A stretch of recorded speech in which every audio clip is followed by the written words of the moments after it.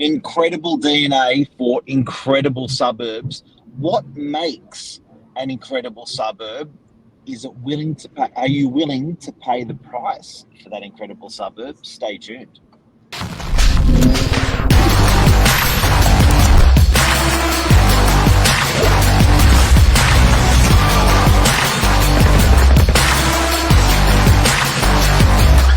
I'm the ringleader, so listen up.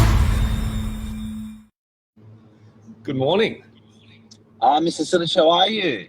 I'm doing well, Mark. How are you going? Good, bud. This is your topic for today. We're interested Yes. in people's response to what we're going to talk about as well. So it's a live show, so feel free to comment or share. Yes. Michael, we are constantly dealing with prospective purchasers that are challenged by this topic of DNA in suburbs. They're looking at suburbs. They're going, you know what? I can move one suburb to the left, save you a bit of money. I can move one suburb to the right, may have to pay more money. What is making up the DNA in those suburbs to make them so valuable? And is it worth the sacrifice? Yeah, good question. So when we're speaking with a lot of buyers, and obviously this talk is going to be mainly Northern Beaches based, and I guess the application can be to wider Sydney as well. But when we're speaking with buyers, a lot of people say, I really want to buy in this particular suburb. I won't consider the suburb next door, but I want this suburb.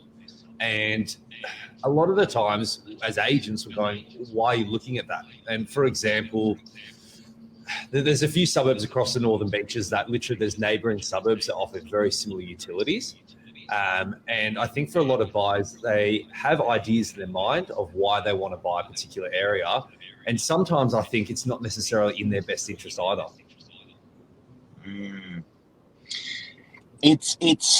Look, I think, and we know what we know. Like, there's a couple of things. What makes up expensive suburbs? Proximity to a CBD and proximity to water is a massive one across the world, across New South Wales, across Sydney. People love that proximity. Water can be a harbour, water can be a beach. They will pay for the privilege. They'll also pay for the privilege to be close to the CBD. So if we travel around Sydney CBD, we see suburbs like Double Bay.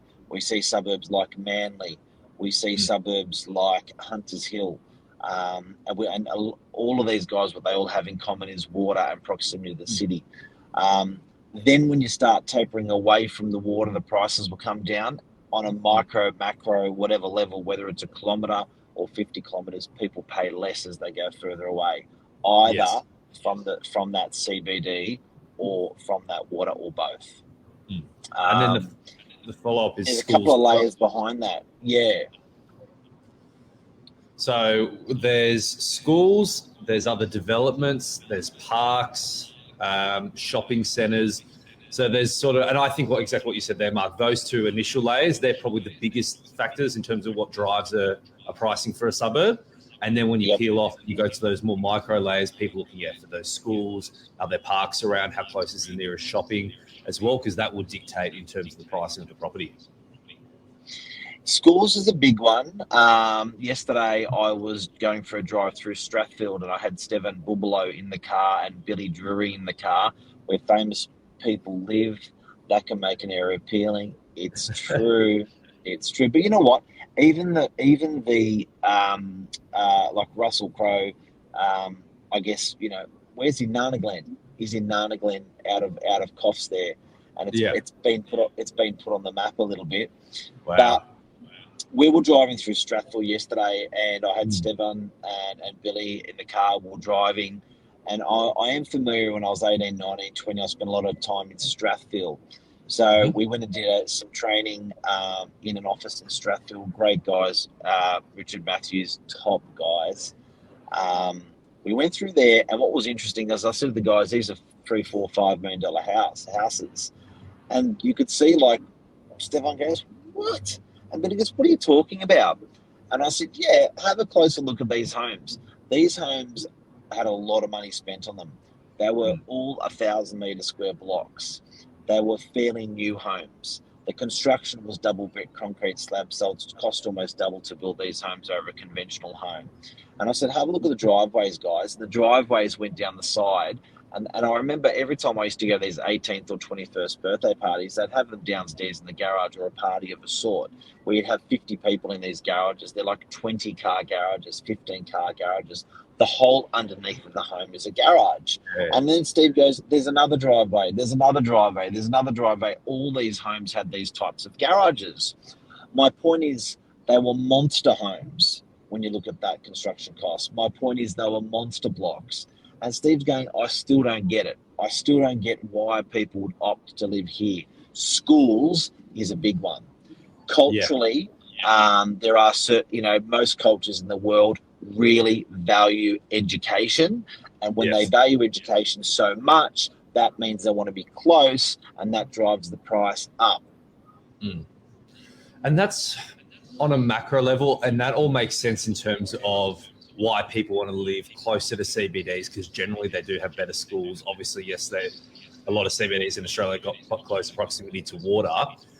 But then when you break it down a little bit, people are paying massive premiums to literally be in one suburb over another suburb next door. I can understand the difference between someone wanting to live within half an hour of Sydney CBD versus someone that's living 2.5 hours inland in a central town out there where that's completely different lifestyle.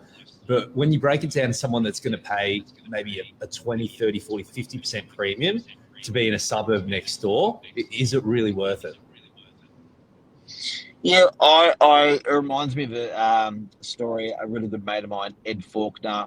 I was 30 years of age. I just bought my house, and I said to him, and this is like going back 15, 17 years ago, and I said, mate, we'll be here for probably 3 years, 5 years. Then we'll sell this house. We'll go closer to the water. Close to the water was, where literally you can hit a golf ball into the water, close to the water, maybe even on the water. Yes. And he goes, yeah, that's great. Just add 15 years to your working life, 10 years to your working life. I was like, what? He goes, well, if you're here for if you're in this house you just purchased forever, by the time you get to 50, things get a bit comfy. You may do other things, but if you want to be chained to your desk for another 10 or 15 years because you've got this huge mortgage, because you did this huge upgrade, he said, that's cool. And I was like, and the penny really dropped. People are spending for this suburb DNA. You got to make sure you're willing to make that sacrifice, because it is going to add longer to your working life. And you are sleeping on your money. It's not like you're buying an investment for $1 million that's going to be rented out and pay itself off over time. You're sleeping on your money. You're paying a mortgage. You can't rent it. You're not renting it out. Is it worth it when you're choosing your suburb DNA? Yeah, exactly. Like even into suburb, for example, let's use Dewar obviously being a core area here. You can buy, and I can understand for a buyer looking to buy let's say an apartment down near the beach that's got an ocean view right above the beach. You pay a premium for it, but you wake up every day, you look at your amazing view. Or versus you get an apartment that's just as close to the beach, doesn't have a view, you still pay a big premium for it, versus maybe an apartment on the western side of Pitwood Road further away. You can get identical apartments, yet there can be hundreds of thousands of dollars difference in price. And I guess as a buyer, some buyers, I think, have genuine rationale. They spend a lot of time at the beach. They maybe have friends and family that live right down that end. They've always lived down there. So for them, that's what they want and that's what they feel right. Versus some people, I feel like, are just buying down there because, that's the more desirable location. That's where I want to be. And I think you really need to break it down for yourself. And exactly what you said, Mark, where if you're buying something that is X amount more expensive than what you maybe could buy for something similar, not too far away, are you happy to make that trade-off in terms of working extra years, working harder, maybe the opportunity cost of where your money could go elsewhere, maybe family holidays and so forth as well? And I'm not saying there's any right or wrong between it, but to really break down and understand why you're actually doing it, as opposed to sometimes I feel like it's almost just a bit of a fad that people follow. Is it wank? Are you doing it? Are you doing it for wank? Are you doing it for your tribe, your community? Are you doing it for education? Are you doing it for lifestyle? There are so many driving factors, some good, some bad, that people are doing this for, and you sort of think, you know what? No one's right or wrong to say you shouldn't do that and you should do that. You do you, right? You know what I mean? Like you do that there, but the factors in that DNA that are very, very interesting, that are often overlooked, and to take it from the top again in some sort of order, not perfect order, would be proximity to a CBD. That's important for the race, for the human race. Proximity to a water being harbour or beach. Proximity to excellent schooling, to good schooling for the kids. Proximity to, what were the other ones we've got there? Infrastructure, I think transport infrastructures and framework, like train stations, bus stations, and that sort of stuff. That's important. And then you got shopping centres, you got parks, shopping centres, hospitals. But that something that doesn't particularly we haven't particularly spoken about. It's a tribal thing, and having your mum, dad, brothers, sisters, school friends, and people that you're growing up with is absolutely critical into our existence. And you will sometimes have to pay more in your suburb DNA for that feature, because you just want to have mum and dad close because they look after the kids. And that there's that tribal thing. I think that's been tested. A lot of people through COVID have actually left their tribe and they've gone to different parts of Australia or Sydney or New South Wales. I'm starting to see people come back because they undervalued the tribe thing. It's sort of there, when it's gone, you didn't realise. I think that is a big thing. I think that's a great point you made there in terms of that tribal thing, where it's 100% worth it if you've got mum and dad that live in a particular suburb and you aspire because you want to live near with them because they can look after the kids and so forth. That makes genuine sense to me. That's not like what you said, the fat or the wank factor from before. That really makes sense if that's what you want to work towards. Maybe it is worth those extra years in your work life to get into that particular suburb if it's more expensive. It just makes sense. But I guess we're sort of trying to challenge the status quo. For example, I keep referring back to DY. With DY, a lot, even from when I started 7 years ago, a lot of people I only want to be down DY beachfront. That is where I want to be because obviously proximity to the water there. It's amazing even over the past couple of years, the shift I've noticed, especially with all these major developments on Pittwater Road in terms of all these new buildings that have gone up, especially the Meriton Lighthouse building as well, with the beeline right at the front. How some people now, you speak to some buyers and they go, I love the beachfront, but I would actually rather be towards Pittwater Road, maybe not on Pittwater Road, but towards the Pittwater Road end because it's closer to shops, it's closer for me to walk to the bus in the morning. And they're doing that every day. So they may be going to the beach twice a week, but they're walking to those shops and to that transport twice a day, three times a day, so that they need that access. So it's a big one to look at. We've got any more comments from this morning? We've got a question from Ray here. Also not a question, but a comment. People pay more to be in a catchment for a specific school. 100%. It's amazing what some people do. Yeah. Literally streets apart, if you're in that catchment or not, people will stop someone buying a house, even if you've got the perfect house 2 streets down from your perfect location. If it's just outside of that catchment, sometimes it'll actually stop someone buying a property. These things that we've spoken about are like tentacles, and there's not just one or two of them, there's almost hundreds of them. So I think when you're making up a suburb DNA, it is a specific DNA to a specific person for specific needs.